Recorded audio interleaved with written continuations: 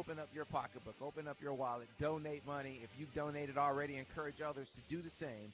You can also get online at champsformott.org. And one of the things that's really made this day go is the great support that we've received from so many athletes, former and present, so many sports personalities that have come on and lent their voices and their examples. And the next guy to come on is a guy who went on to great things professionally with the Angels and the Yankees. He tossed a no-hitter. He was an All-American at Michigan. He's a guy who hails from Flint Central High School. Where is he from, Sam? He is from Flint, Michigan. Where is that, Sam? That is in Flint Central High School is no longer in existence, but still, Flint, Michigan is where Jim Abbott is from. Jim, how you doing this morning? Or this afternoon, excuse me. Hey, Sam, I'm doing good. It's an honor. It's an honor for you guys to have me on, and it's a great thing that everyone's doing back there, and I'm happy to be here. Well, Jim, I want to start off first really quickly. You jumped at the opportunity to be a part of this, and I think I've been saying all day that the spirit of service is something that was really cultivated in a lot of athletes here, and you seem to be no exception to that rule. Well, as you know, Sam, that goes back to not only. I couldn't be more proud of my affiliation with the University of Michigan.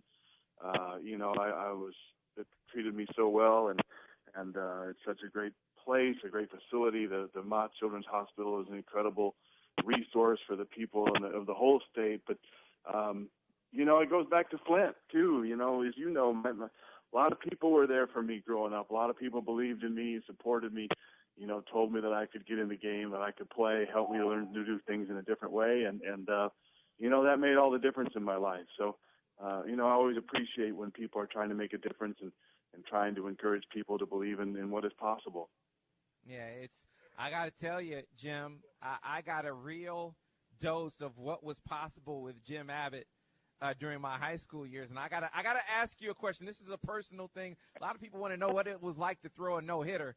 I'm going to go off the reservation a little bit here, Jim. 1-800-559-2657. I want you folks to call in and make those donations. I'm going to be really selfish here because Jim played high school football at Flint Central, all right? And, I was a running back, diminutive I may have been, but I carried the football a few times. And there was one time where I came around the corner and a pitch got thrown. And, hey, look, I may be a shorter guy, but it was a high pitch. Even for a guy who was 6 foot, it would have been a high pitch, Jim. I jumped up to get the pitch, grabbed it, brought it down. I'm ready to go, and I got destroyed. My hand broke. My finger got separated. It was bad. They took me in the training room, and on the poster there was a poster of Jim Abbott behind me. As Mr. Mazie was working on my finger, he popped it back in place, put some tape, and said, "Go back out on the football field." And in walked Joe Ufinger, and he looked at me with a look of disgust. And he said, what do you think you're doing? I said, I'm going back out. He said, why would you go back out there? You put the ball on the ground. And I said, well, my finger got broken. And he said, well, I had a quarterback who had one hand. And that quarterback who had one hand never fumbled.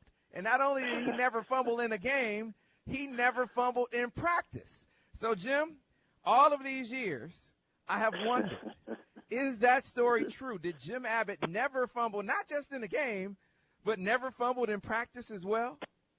Well, hey, who am I to go up against Coach Ufinger? You know that. I'm not going to dispute anything he says.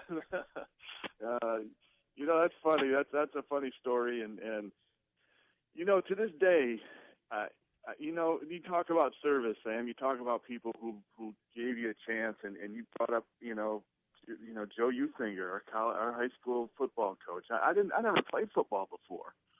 I played baseball. I ran some cross country, and he and Coach Hollick, called me up and said, we need a backup quarterback. You're getting down here and playing football this year.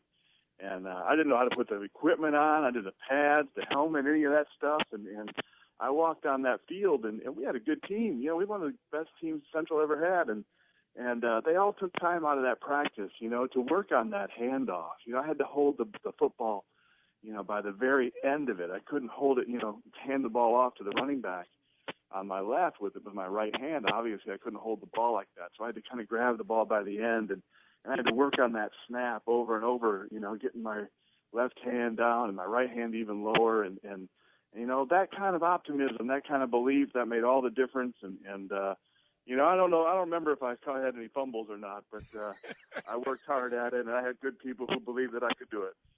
Well, Jim, it's stories like that, as you said, that shaped you, and it shapes you to the point where you are the kind of guy, and so many athletes, former and present like you, are interested in providing opportunities for others. And this is an opportunity that we're talking about that really counts. Opportunities for kids and families to extend lives. That's what we're talking about today. 1-800-559-2657, champsformott.org. Jim, appreciate you so much for so many different reasons, not just what you're doing today, but the impact you've always had on so many lives. Keep doing what you're doing. And before we let Jim go, I want to bring this up because I had a Jim Abbott poster on my wall in Washington, D.C. area because as a Michigan guy, et cetera, big fan of Jim Abbott's as well. Jim, you wore 3 of the most known, recognized brands in the history of anything: USA, Yankees, and Michigan. That's got to be pretty cool. Yeah, I never thought of it that way, but it was, and each of them was an incredible experience.